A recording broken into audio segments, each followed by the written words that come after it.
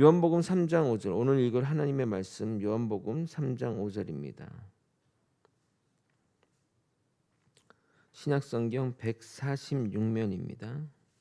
요한복음 3장 5절입니다.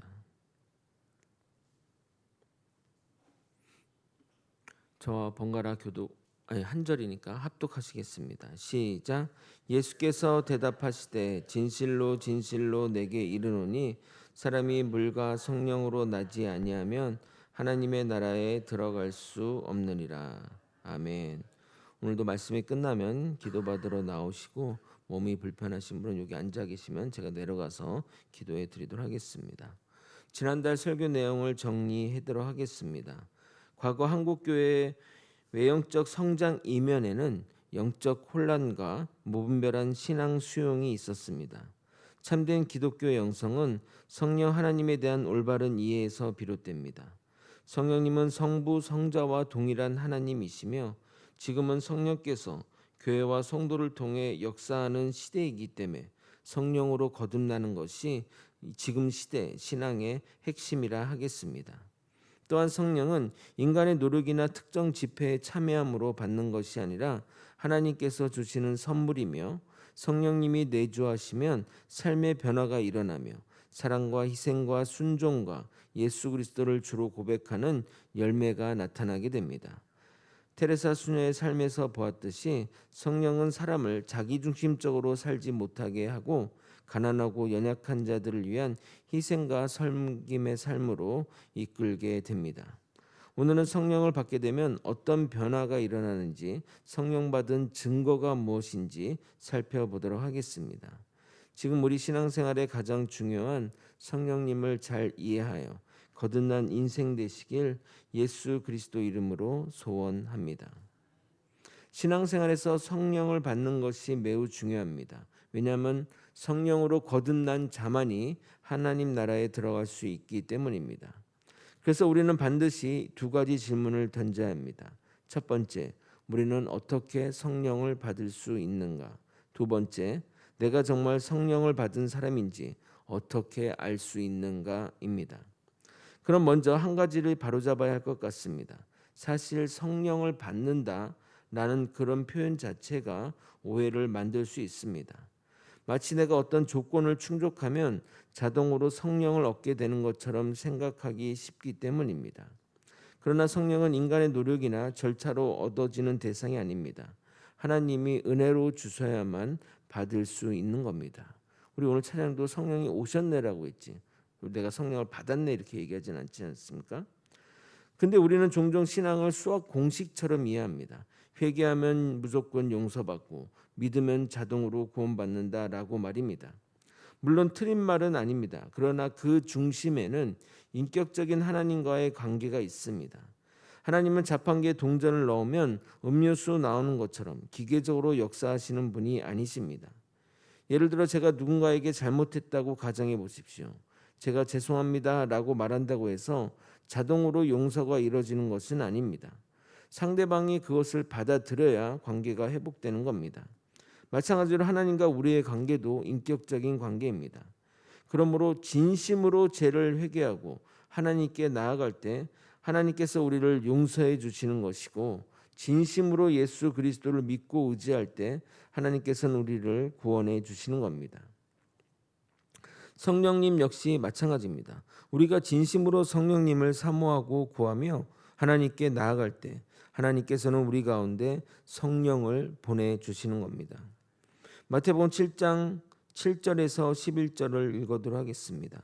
구하라 그리하면 너에게 주실 것이요, 찾으라 그리하면 찾아낼 것이요, 문을 두드리라 그리하면 너에게 열릴 것이니 구하는 이마다 받을 것이요, 찾는 이는 찾아낼 것이요, 두드리는 이에겐 열릴 것이라. 너희 중에 누가 아들이 떡을 달라는데 돌을 주며 생선을 달라는데 뱀을 줄 사람이 있겠느냐? 너희가 악한 자라도 좋은 것으로 자식에게 줄 줄 알거든 하물며 하늘에 계신 너희 아버지께서 구하는 자에게 좋은 것으로 주시지 않겠느냐? 많은 사람들이 이 말씀을 단순히 세상적 필요를 채워주시는 하나님의 약속으로 이해합니다. 물론 하나님은 우리의 필요도 채워주시는 분이십니다. 그러나 병행 본문인 누가복음 11장을 보게 되면 예수님께서 말씀하시는 이 좋은 것의 핵심이 무엇인지 드러나게 됩니다. 누가복음 11장 13절만 읽겠습니다. 하물며 너희 하늘 아버지께서 구하는 자에게 성령을 주시지 않겠느냐. 하나님께서 우리에게 주시기를 가장 기뻐하시는 최고의 선물은 바로 성령입니다. 그러므로 우리가 간절히 구해야 하는 것도 성령입니다. 왜냐하면 성령이 임하셔야 사람이 변화되고 예수를 믿게 되며 거룩한 삶을 살아갈 수 있기 때문입니다.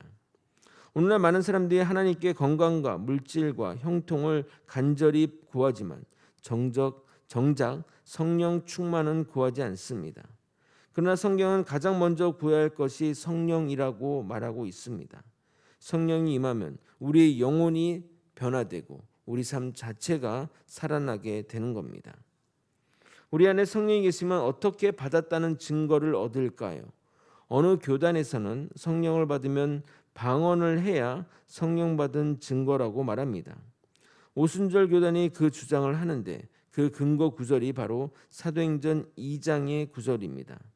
예수님이 승천한 이후에 제자들과 예수님을 따르던 무리는 마가의 다락방에 모여 기도했습니다.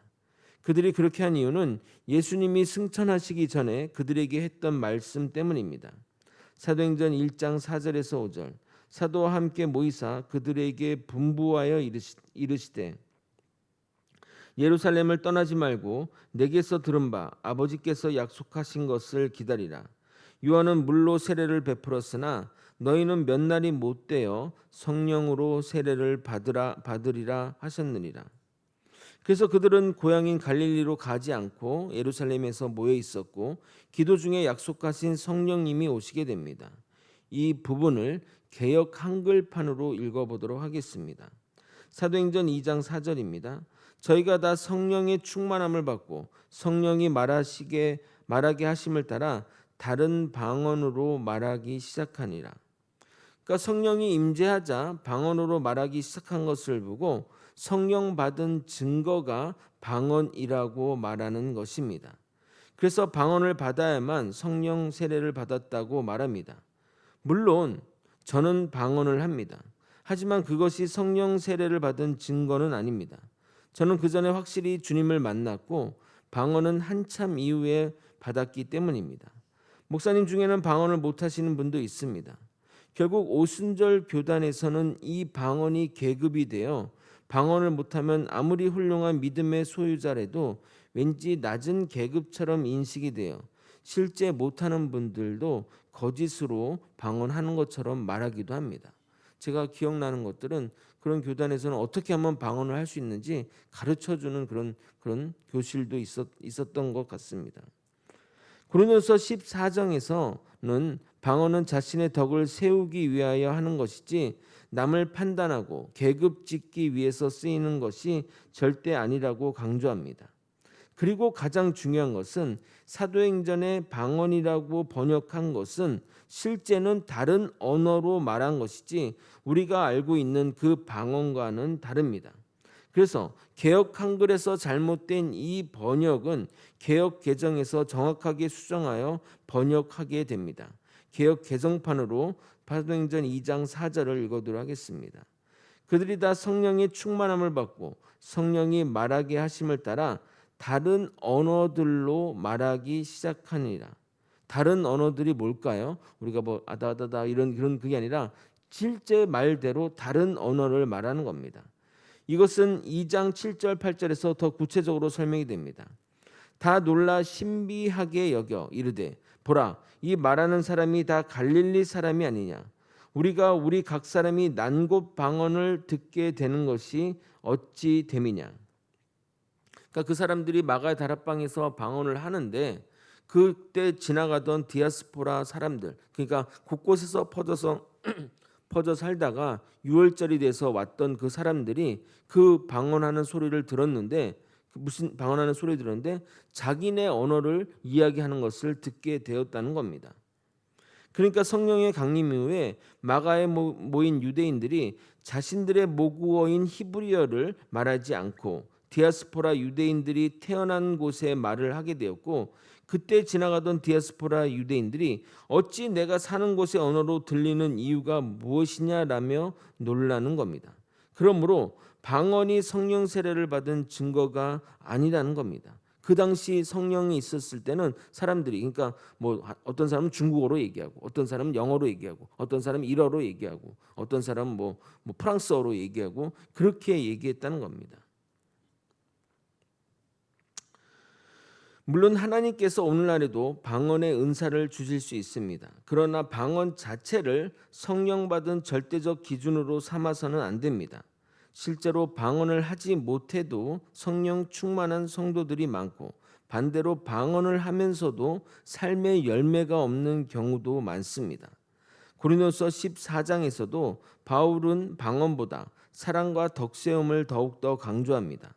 성령의 목적은 사람을 자랑하게 만드는 것이 아니라 교회를 세우고 그리스도를 드러나게 하는 것이 주요한 목적입니다. 그럼 내 안에 성령이 계신지 어떻게 알까요? 가장 확실하고 안전한 방법은 성령의 열매를 통해 내 안에 계신 성령을 확인하는 방법입니다. 성령이 내 안에 계시면 내 삶에 놀라운 변화가 생기게 됩니다. 그래서 내가 원하지 않는 삶을 살게 만듭니다. 나는 원래 이기적이고 자신만 알던 사람인데 성령이 내 안에 들어오면 남을 위해 사는 자로 변화됩니다. 나는 죽었다 깨어나도 새벽 기도 시간에 못 일어나는데 성령이 내 안에 계시면 저절로 눈이 떠져 교회로 가게 됩니다. 또한 예배 때 목사님이 말씀하는 말씀이 지겹고 따분하고 졸렸는데 말씀의 은혜를 받고 감동이 되어 심지어 목사님마저 잘생겨 보인다면 여러분은 확실히 성령 받은 증거입니다. 농담을 한 겁니다. 조크를 한 겁니다. 성령이 내 안에 내주하면 생기는 변화, 크게 세 가지를 말씀드리고자 합니다. 첫 번째, 성령님은 우리를 죄를 짓지 못하도록 우리의 마음을 움직이십니다. 요한복음 16장 8절에 이렇게 말합니다. 그가 와서 죄에 대하여, 의에 대하여, 심판에 대하여 세상을 책망하시니라. 여기서 그는 성령님을 말합니다. 성령님이 오시면 먼저 죄를 깨닫게 해줍니다. 죄를 깨닫는 것이 왜 중요하냐? 구원을 받으려면 내가 죄인임을 깨달아야만 가능하기 때문입니다. 내가 죄인임을 인식해야만 십자가를 붙잡게 됩니다. 내가 벼랑 끝에 있음을 알아야 지푸라기라도 잡듯이 말입니다. 영원한 지옥으로 떨어지지 않으려면 십자가를 붙들어야 살 수 있는데 우리의 문제점은 나의 영적 상태를 눈으로 볼 수 없다는 겁니다. 이처럼 본인 스스로 죄인임을 깨닫기가 그렇게 힘듭니다. 남이 죄인인 것은 잘 알겠는데 자신이 죄인인 것을 깨닫기는 쉽지 않습니다. 그러나 성령 충만하게 되면 자신이 죄인임을 깨닫게 되는 것입니다. 여러분, 그것이 죄인임을 깨닫게 된다는 것이 축복입니다. 그러나 성령이 임재하지 않으면 영적인 눈이 어두워 여러분의 죄된 습관이나 잘못을 죄라고 여기지 않습니다. 더 나아가 그 죄가 자신을 영적인 사망으로 인도하는 것도 깨닫지 못합니다. 대부분의 사람들은 이런 상태, 불신자의 상태는 이런 상태에 있다고 보면 됩니다. 한국 기독교 역사에서 가장 큰 사건이라고 한다면 1907년 평양 성령 대부흥 운동을 빼놓을 수 없습니다. 그 운동을 한국판 오순절 성령 강림 사건이라고도 말합니다. 그 성령 대부흥의 운동의 시작은 회개로부터 시작되었습니다.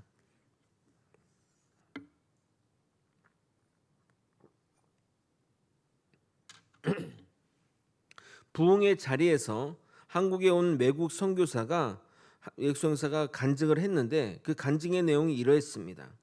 말로는 제가 한국 사람을 사랑한다고 했지만 사실은 한국 사람을 아래로 깔보았다는 회개의 고백을 하게 됩니다. 정말 선교사로서는 말하기 힘든 고백을 합니다. 그러자 그것이 계기가 되어 많은 사람들이 자신의 죄를 사람들 앞에 공개적으로 내놓기 시작했습니다. 나는 친구의 돈을 빼앗았다, 누군가를 거짓말했다, 간통을 했다, 불륜을 했다, 이렇게 사람들이 내놓기 시작했다는 겁니다. 그렇게 시작된 회개의 고백이 폭발적으로 일어나면서 평양 대붕이라는 결과가 나오게 된 것입니다. 이처럼 참된 성령의 역사는 언제나 회개를 동반하게 됩니다. 죄를 가볍게 여기게 만드는 영은 성령이 아닙니다. 성령은 죄를 깨닫게 하고 십자가 앞으로 인도하게 됩니다. 두 번째, 성령 받은 사람의 특징은 겸손입니다. 성령을 받게 되면 내 위에 하나님이 계신 것을 보게 됩니다. 성령 받기 전에는 하나님의 존재를 몰랐는데 성령을 받게 되면 하나님의 존재를 깨닫게 되고 그래서 겸손해질 수밖에 없는 겁니다. 나는 방언을 받았고 너는 방언을 못 받았으니 너는 성령 받은 사람이 아니야. 나는 주일 예배 나오고 새벽 예배 나오고 공예배 잘 드리는데 너는 잘 드리잖아. 그래서 넌 믿음이 없어. 나는 교회 헌금을 제대로 하는데 너는 전혀 그렇지 않아. 그러니 나는 믿음이 좋고 너는 믿음이 형편없어. 나는 권사고 장로인데 너는 평신도이고 집사이니 내가 더 믿음이 좋아 등등.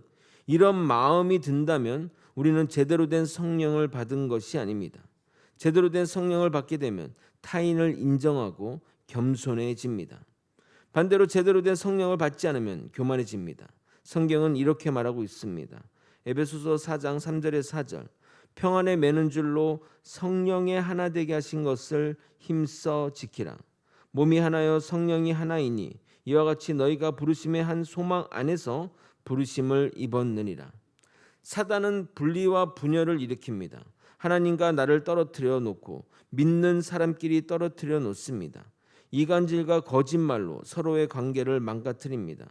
그것이 사단이 하는 겁니다. 사단의 스페인어가 디아블로인데 이 디아가 둘을 나타내는 접도입니다. 그래서 사단은 분리 분열하는 것이 주요한 일입니다. 그런데 성령은 반대로 하나 되게 만듭니다. 왜냐하면 우리는 하나님 안에서 한 형제요 부르심의 소망 안에서 하나이기 때문입니다. 둘이 하나가 되는 가장 큰 원동력은 겸손입니다. 올바른 성령의 사람은 겸손한 사람입니다. 그런 면에서 한국 기독교는 너무나 교만해졌습니다. 교인 수가 많은 것을 권력으로 이해합니다. 그 권력으로 섬기는 데 쓰지 않고 정치 권력이나 세상에 영향을 주려고 합니다. 큰 교회 목회자는 어느 정치인 못지않는 힘을 발휘합니다. 선거철이 되면 후보자들이 교회로 몰려옵니다. 또는 자신들만의 이적인 주장을 위해 시청으로 길거리로 나아갑니다. 교회가 세상을 걱정해야 되는데 지금 시대는 세상이 오히려 교회를 걱정하고 있습니다. 또한 교회가 너무 세속화되었습니다. 헌금을 많이 하면 교회에서 인정을 받습니다. 아무도 그를 무시하지 못합니다. 교회에서 성도의 잘못을 이야기하면 떠나갈까 잘못을 이야기하지 못합니다. 목회자가 두려워하는 것이 성도들이 구원받지 못할까 하는 걱정보다는 상처받고 떠나지 않을 것을 더 고민합니다. 그러다 보니 복음은 실종되고 듣기 좋은 세상 철학이나 처세술이 난무하는 예배가 되어버렸고 죄와 잘못에 대한 회개의 말씀이 사라지고 있는 겁니다. 무엇보다 교회에서 사람들이 특히 청년들이 떠나고 있습니다. 그 이유는 교회가 세상보다 높아졌기 때문입니다. 물은 위에서 아래로 흘러야 하는데 교회가 세상보다 높아지니 삶에서 어렵고 힘들고 지친 사람들이 교회로 오기보단 교회에서 사회로 나가는 일이 벌어지는 겁니다. 교회는 성도들을 섬겨야 합니다. 교회 사역자들도 성도들을 섬겨야 합니다. 낮아져야 교회로 사람들이 들어올 수 있습니다. 예수님은 가장 낮은 곳에서 태어나셔서 가장 낮은 죄인의 몸으로 돌아가셨습니다. 그래서 누구도 주님께 오는 것이 거리낌이 없는 것입니다. 그것이 성육신으로 이 땅에 오신 예수님의 목적인 것입니다.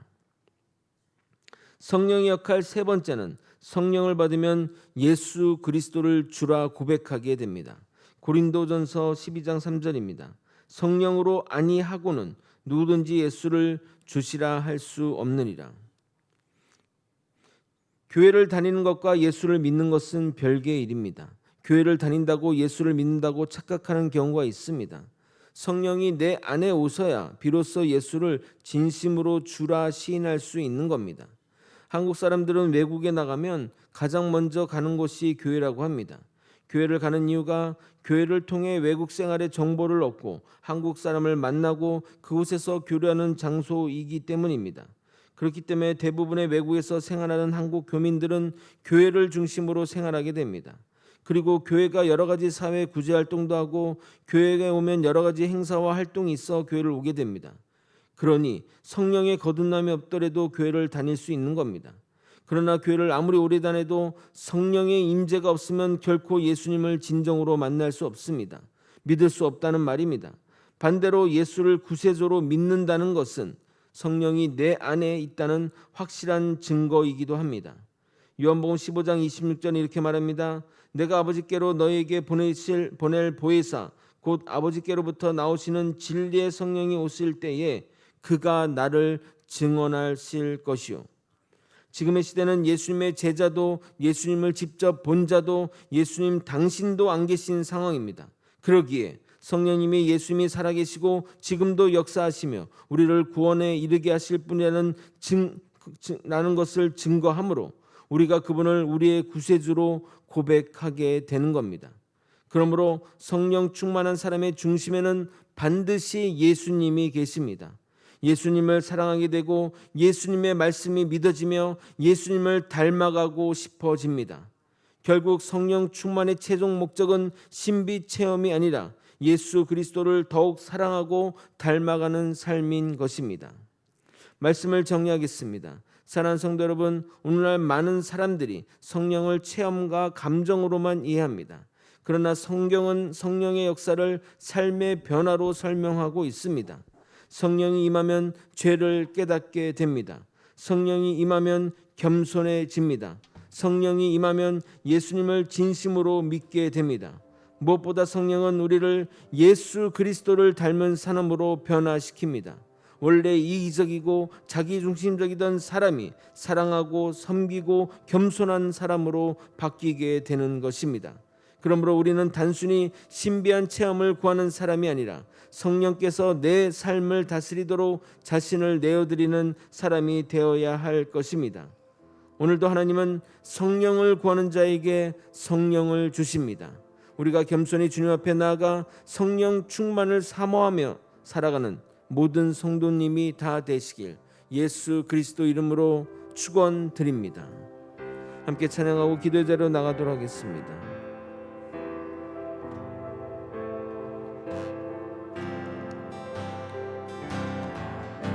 험한 시절 지날 때 기쁜 한숨 내쉴 때 그런 풍경 보시며 탄식하는 분 있네.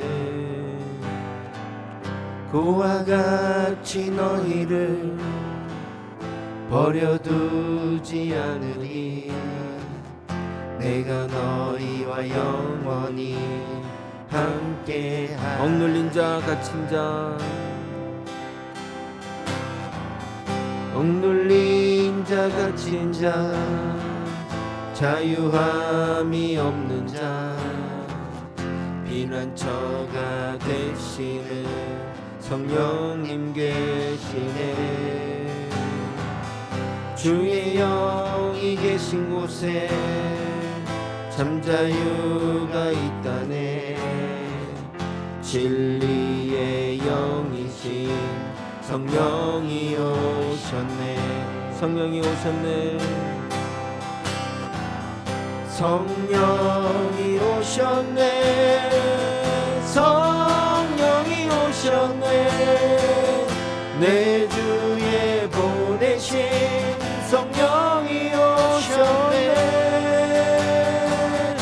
우리 인생 가운데 친히 찾아오셔서 그 나라 꿈꾸게 하시.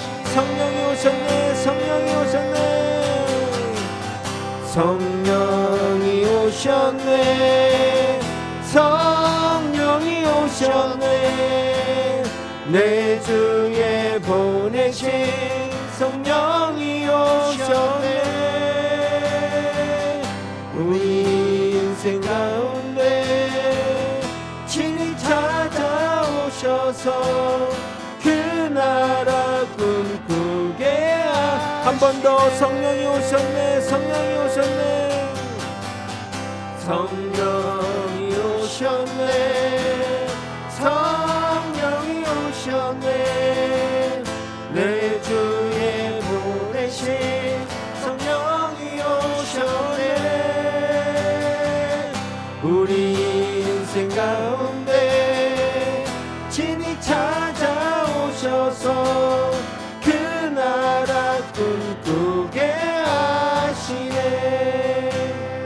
사랑하는 성도 여러분, 이 시간 우리 안에 성령님이 정말 거하시는지 자신을 돌아보며 기도하기 원합니다.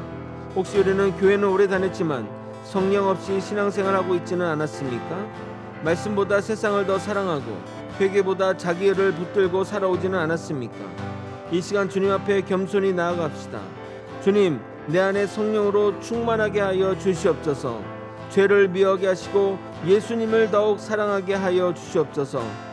교만한 마음을 꺾으시고 겸손히 섬기게 하여 주시옵소서. 내 뜻대로 사는 인생이 아니라 성령님께 붙들린 삶 되게 하여 주시옵소서. 우리 함께 이런 제목으로 주님의 이름 부르짖고 간절히 기도하겠습니다. 주여, 하나님 아버지, 이 시간 하나님께 간절히 소망하는 것은 우리 가운데 성령이 충만하기를 소망하오니 하나님 붙들으시고 인도하여 주시옵소서. 언제나 주님 따라 살아가는 삶이 되게 도와주시고 하나님의 말씀과 하나님의 은혜 가운데 살아가는 우리가 될 수 있도록 이끌어 주시고 인도하여 주시옵소서. 하나님 아버지, 우리가 간절히 소망하는 것은 성령 충만합니다. 그래서 삶에서 변화가 일어나고 말씀 가운데서도 은혜를 받으며 하나님의 큰 충만함을 아버지 삶에서 누리며 아버지 그 복음을 전하는 우리가 될 수 있도록 이끌어 주시옵소서. 하나님, 우리의 마음 가운데 하나님이 이끄시는 그 노력과 모든 것들을 붙들어 주시고 성령 충만한 삶으로 삶을 이끌어 주시는 하나님의 놀라운 역사 가운데 살아가게 하여 주시옵소서. 주님, 하나님 아버지, 간절히 소망하는 것은 내 안에 성령 충만함입니다. 성령 충만함으로 인해 죄를 미워하게 되고 예수를 더 사랑하는 자 되게 도와주시옵소서. 내 안에 있는 교만한 마음을 꺾어버리고 온전히 겸손으로 섬기는 마음으로 살아가게 하여 주시옵소서. 그래서 내 뜻대로 사는 인생이 아니라 성령님께 붙들려 성령이 인도하는 삶으로 살아가게 하여 주시옵소서. 그 빛된 주님의 영광을 위해 살아가는 우리 모두가 될 수 있도록 인도하여 주시옵소서. 이 모든 것 우리 주 대신 예수 그리스도 이름으로 기도드리옵나이다. 아멘.